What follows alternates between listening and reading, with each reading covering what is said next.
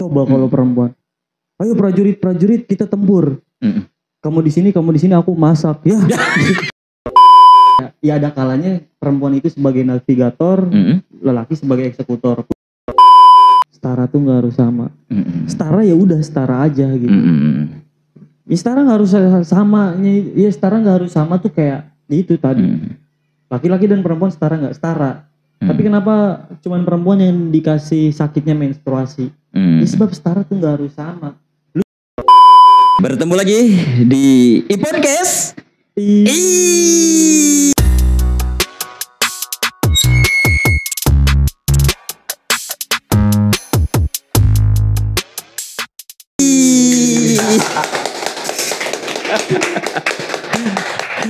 Nah, berarti nih sosok wanita ini apa ya? Nah, kalau dari segi tadi ya, kan ada peran-perannya nih kompleks juga ya. Tadi bisa jadi seorang ibu yang ini jelas mempengaruhi kepada anak-anaknya, bahkan masa depan anak-anak bangsa ya, gimana seorang orang tuanya terutama ibu ya. Terus juga perannya sebagai istri. Ya betul.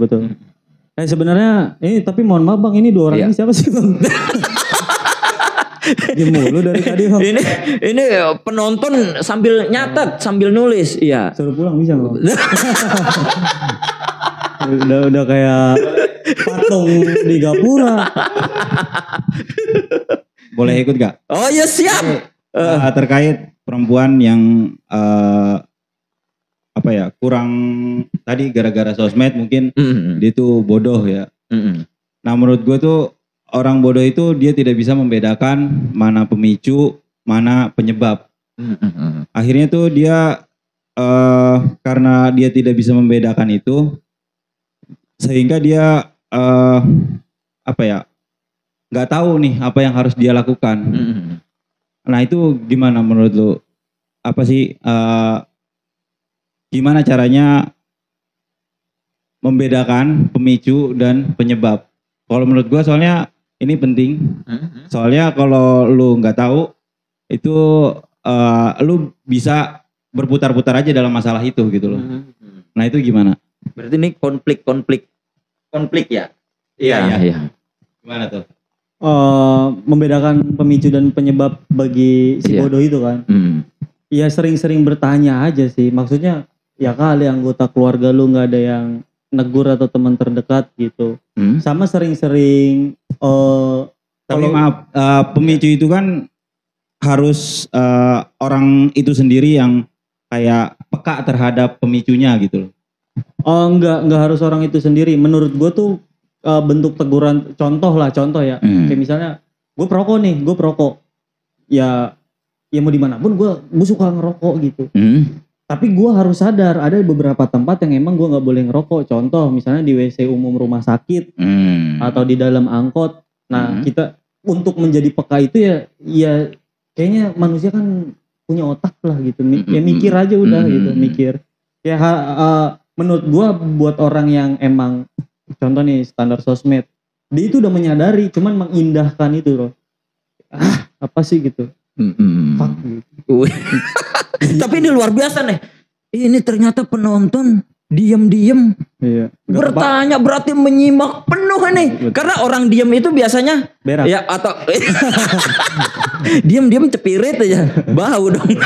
Enggak, orang antara bertanya atau enggak bertanya biasanya kan ada dua kemungkinan ya. Pertama dia emang enggak ngerti, ya. Yang kedua emang udah paham. Betul. Ya. Ini berarti paham ini. Wih, luar biasa, tepuk tangan dong buat audiens kita nih.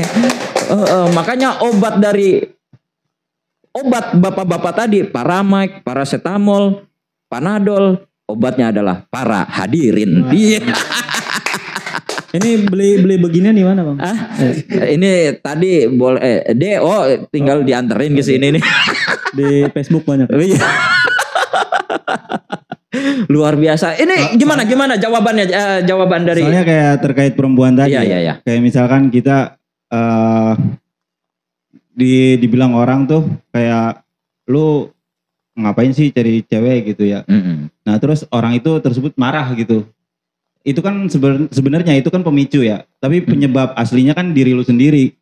Yang seharusnya itu, yang harusnya masalahnya itu, yang harus dibenerin tuh ya diri lu gitu. Bukan dari pemicunya. Pemicunya kan orang lain. Yang bilang bahwa ngapain sih lu kayak pacaran ngabisin waktu kayak gitu kan. Dan lu marah gitu. Itu kan emosi ya. Akibat dari pemicunya itu. Nah sebenarnya kalau lu cari tahu ya penyebabnya yaitu masalah lu sendiri gitu, yang harus lu selesaikan. Buat si pemicu. Iya. Si laki-laki nih. Si yang ininya, yang emosinya. Iya betul. Ya cuman kan kayaknya orang itu tidak, dia tidak sadar kalau yang harus dibenahi diri sendiri. Makanya tetap harus ada. Dia bisa kayak contoh misalnya ya, orang kenapa slot masih digandrungi gitu, judi slot. Padahal itu udah jelas-jelas di setting sama mesin. Sebagian orang udah sadar kalau ini adalah di setting sama mesin, tapi dia masih melakukan. Ada juga yang sebagian dia udah sadar, dia berhenti gitu. Nah itu tuh balik lagi ke pilihan. Pilihan aja sih, segala sesuatu tuh pasti. Kayak misalnya lu pengen punya rumah, lu pengen punya mobil. Gue yakin tuh di proses-prosesnya itu dia ke-trigger sama, kayaknya kalau jalan-jalan ke Nusa Penida enak. Kalau jalan-jalan ke Lombok enak. Yang dimana kalau dia mengiyakan jalan-jalannya itu, buat punya rumah, buat punya mobilnya itu jadi lama waktunya gitu. Uangnya kepake lagi, habis lagi. Iya, tergantung pilihan aja sih, tergantung pilihan. Lu mau membenahi diri sendiri ya, it's okay. Enggak juga ya nggak apa-apa gitu. Waduh. Nah kalau bicara ini ya emansipasi atau gender ya, ini gimana? Pendukung emansipasi atau justru bertolak belakang? Emansipasi gue setuju. Kesetaraan gender gue setuju. Tapi untuk di beberapa hal aja udah gitu. Jangan kayak, menurut gue juga ini menurut gue ya, kursi prioritas untuk perempuan di KRL tuh harusnya nggak ada gitu.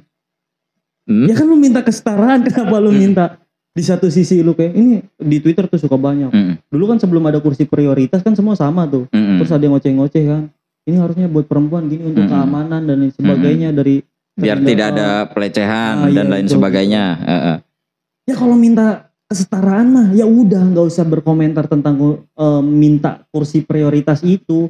Nah yang jadi masalah itu adalah misal ya kita kalau ke Manggarai lah jam-jam sibuk orang pulang kerja.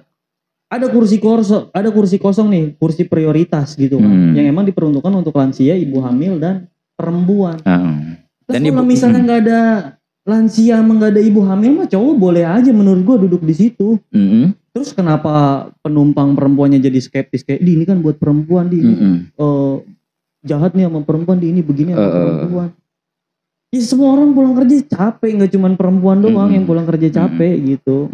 Ya bapak-bapak pulang kerja kantoran juga capek. Gitu. Waduh. Soalnya ya begitu sih, kalau buat kesetaraan kayaknya untuk di tempat itu enggak lah. Ya kecuali buat ibu hamil itu ya manusia. Kalau bicara wanita selalu ingin dimengerti, cowok juga ingin dimengerti. Cowok juga pengen dimengerti, emang lu dong. Sama-sama punya hati. Nah, kebanyakan perempuan itu menggunakan argumennya tentang itu aku lagi hate gitu. Aku jadi mood swing terus misalnya kayak ya emang udah kodratnya perempuan pengen dimengerti. Nah, dia gitu. Jadi dan kenapa lelaki rata-rata kayaknya Bang Iron mohon maaf udah nikah apa belum? Udah. Nah, kalau istri lagi ngoceh lebih sering diem kan? Jurus satu-satunya emang harus pura-pura mati malah. Iya. Gitu karena kalau berargumen dengan perempuan dalam konteks yang sifatnya internal itu kita nggak akan pernah menang. Ya karena perempuan kan dibekali sama 21.000 kata verbal per hari itu kan. Per harinya. Iya, sedangkan lelaki itu cuma 7.000. Makanya kenapa kalau di Twitter ya lu lihat lah, kayaknya Twitter itu teksnya kan tadinya cuma berapa ribu ratus gitu kan, terus ditambahin lagi karena yang punya Twitter tahu ini penggunanya cewek semua gitu. Makanya kalau kita lihat ya yang sering curhat di Facebook adalah perempuan ya karena punya 21.000 kata itu. Bahkan ada kemarin isu di artis yang kita kenal kan, dia itu suka curhat sama lelaki atau teman kerjanya gitu sampai subuh gitu kan di rumah itu. Karena apa ya? Karena 21.000 katanya itu enggak terluapkan, tidak tercurahkan. Iya. Ini gue sehari cuma dikasih 800 kata verbal doang. Masih gitu. Ada banyak yang tersimpan belum tercurahkan. Sedangkan suami gue sibuk syuting mulu. Mana ya?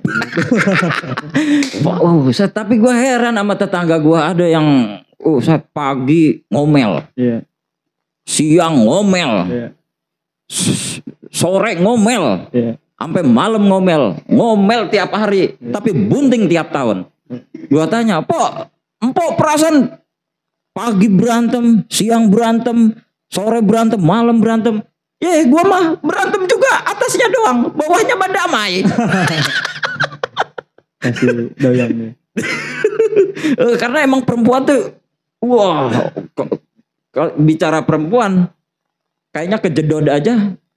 Tiang yang disalahin. Betul. Itu ya, kalau dibilang perempuan tidak ingin disalahkan, kayaknya iya sih. Kayaknya terus. Nah sebenarnya 21.000 kata verbal itu ya mungkin buat sebagian ibu-ibu kan tadi ngomel atau curhat sama teman kerja suaminya gitu. Ya kenapa memang sebenarnya dari 21.000 kata itu tuh bisa dicurahkan ke hal-hal yang lebih baik sih. Kayak misalnya menasihati anak dengan cara tidak ngomel. Ya kayak kalau kita lihat parentingnya Nikita Willy itu bagus juga. Terus kayak Ibu Dr. Aisyah Dahlan itu bagus. Tapi kan untuk menjadi Nikita Willy dan Dr. Aisyah Dahlan itu kan butuh bidang keilmuan, butuh referensi pengetahuan gitu. Kalau misalnya perempuannya diasupi dengan nutrisi pikiran, statue kan? Ya di situ aja. Iya, waduh. Gara-gara sebotol minuman. Bang, boleh nanya gak? Iya, sok. Menurut Bang Hendra sama Bang Irwan, apakah laki-laki punya pilihan di dalam keluarga dalam mengambil keputusan? Soalnya kita sering mengambil keputusan itu berdasarkan emosi. Sedangkan wanita selalu mempengaruhi emosi laki-laki. Gimana tuh? Yang udah nikah sih belum? Justru ini nih yang udah merasakan luar biasanya kedahsyatan dalam makanya sangat super sekali bicara tentang wanita nih, bicara tentang perempuan ya kan. Iya. Kalau menentukan sikap atau memutuskan keputusan, ya tentu sebagai seorang laki-laki dengan sebagai kita ini laki-laki ini khalifah atau kepala lah, kalau bagi yang sudah berumah tangga ya pemimpin lah. Iya, kalau bahasanya kan laki-laki adalah terhadap perempuan ya. Jadi apapun itu ya memang kita harus punya keputusan dalam keputusan yang memang seorang laki-laki. Tapi buat Bang Irwan sendiri, realitanya di dalam kehidupan yang ambil keputusan tuh lebih banyak istri apa Bang Irwan? Kalau bicaranya sudah dalam ruang lingkup keluarga, memang segala sesuatunya harus didiskusikan. Tapi keputusan pada akhirnya memang wanita lebih banyak. Kok gitu? Kok gak ini ya kan? Itu gak ini. Nah menurut gua pemimpin ini ya kita tuh selalu mengaminkan sesuatu ya berdasarkan referensi pengetahuan. Contohnya kayak cowok tuh kan pemimpin di muka bumi atau khalifah dan sebagainya. Iya betul. Untuk beberapa hal. Iya. Karena menurut gue ya ada kalanya perempuan itu sebagai navigator, lelaki sebagai eksekutor. Pun sebaliknya gitu. Perempuan yang sebagai navigator, lelaki sebagai eksekutor. Karena ya betul, karena sebab logikanya itu lelaki jadi lebih sering terbalut oleh dengan egonya itu, ambisiusnya itu dan sebagainya, yang dimana hal-hal itu memperkeruh pikiran. Perempuan tuh hadir di situ sebagai penjernih. Penjernih dari kekeruhan pikiran kita gitu. Tapi buat di satu sisi juga keputusan ya tetap harus didominasi oleh logikanya laki-laki. Karena apa ya? Karena perasaan-perasaan perempuan itu kan absurd gitu kan. Maksudnya dia kompleks lah ya, naik turun. Jadi ya kayaknya ya betul diskusi ya. Tapi kenyataannya, sayang kamu mau jalan kemana? Udah nonton aja di KCP. Tapi nggak mau, kalau lebih suka di Ramayana 21 gitu. Emang kenapa nggak mau? Pokoknya aku di Ramayana 21 gitu. Ya, padahal sama aja gitu. Nah lelaki itu malas berdebat itu. Karena kemampuannya kan 7.000 kata verbal. Sedangkan perempuan 21.000. Kalau lelaki udah ngomong ngoceh nih, hilang amunisi 7.000 udah kepake semua. Iya. Perempuan masih banyak amunisinya. Iya, masih sisa 14.000 dia. Ini emang makhluk Tuhan yang sangat susah dipahami juga ya. Dari rumah pengen ngebaso. Ya kan udah yang ayo kita jalan. Mau makan apa? Terserah. Nah ini udah jurus paling membingungkan lagi nih. Ya makanya kenapa ya bahkan ya gue rasa sih ya kenapa alasan bisa dibilang dalil ya lelaki itu sebagai pemimpin ya karena tahu gitu. Tuhan tahu gitu perempuan tuh didominasi oleh perasaan-perasaan itu kan. Kayak misalnya nggak bisa. Ayo kita misalnya perang lah, pemimpin perang aja misalnya. Siapa pemimpin ini Napoleon Bonaparte itu kan. Terus misalnya kerajaan Utsmani kalau dipimpin sama perempuan kayak ayo prajurit sekalian kita tempur gitu, kamu nanti di sini tegas. Coba kalau perempuan ayo prajurit kita tempur, kamu di sini aku masak ya. Siapa yang ingin perang? Siapa? Bisa dong gitu. Pantesan Nabi dan Rasul nggak ada yang perempuan. Iya gitu. Secara fungsi saraf otak juga kayaknya itu ada alasan tertentu kenapa pemimpin tuh laki-laki. Bukan berarti ini rasis dong gitu. Berarti ini menyudutkan perempuan gak boleh jadi pemimpin. Boleh untuk bidang tertentu. Itu masih oke buat jadi sekelas presiden ya, it's okay lah kalau di negara demokrasi, tapi enggak buat di negara yang kerajaan gitu. Karena tetap harus saja yang mimpin kan. Kalau di Arab ya mungkin, kalau di Inggris tuh masih bisa tuh kan ada ratu gitu. Ya tergantung lah, kondisional, enggak semuanya harus sama laki-laki atau perempuan. Tapi ini menjadi senjata banget ya bagi perempuan kalau bicaranya emansipasi, pengen disamaratakan, disuruh ngangkat galon. Iya. Aduh, dia pakai ini roller bang. Capek. Pakai ini dorongan galon. Padahal pengennya disamaratakan, pengen disamain posisinya dengan laki-laki. Itu menurut gue tuh kayaknya nggak laki-laki dan nggak perempuan juga. Kita tuh menggunakan dalil tertentu, menggunakan dasar-dasar teori argumen tertentu ya berdasarkan kepentingan yang menguntungkannya saja bang gitu. Kayak misalnya ini menurut dokter Aisyah Dahlan tuh lelaki tuh harus nongkrong, harus ketemu temennya. Memang betul kenyataannya, tapi kan buat laki-laki, sebagian laki-laki mungkin itu dijadikan alasan supaya nongkrong terus setiap hari, setiap waktu. Terus istrinya lupa diajak ngobrol, atau pasangannya lupa diajak buat me time dan sebagainya kayak gitu. Ya nggak bisa juga gitu ya. Emansipasi menurut gua tergantung sih, harus kondisional lah. Karena secara kudrati pun memang jelas beda nih. Betul. Iya. Wanita bisa melahirkan, laki-laki enggak. Dari sini aja udah jelas ini nih. Ya itu. Setara tuh nggak harus sama. Betul. Setara tuh nggak harus sama. Setara ya udah setara aja gitu. Ya setara nggak harus sama. Ya setara nggak harus sama tuh kayak itu tadi. Laki-laki dan perempuan setara nggak setara. Tapi kenapa cuman perempuan yang dikasih sakitnya menstruasi? Ya sebab setara tuh nggak harus sama.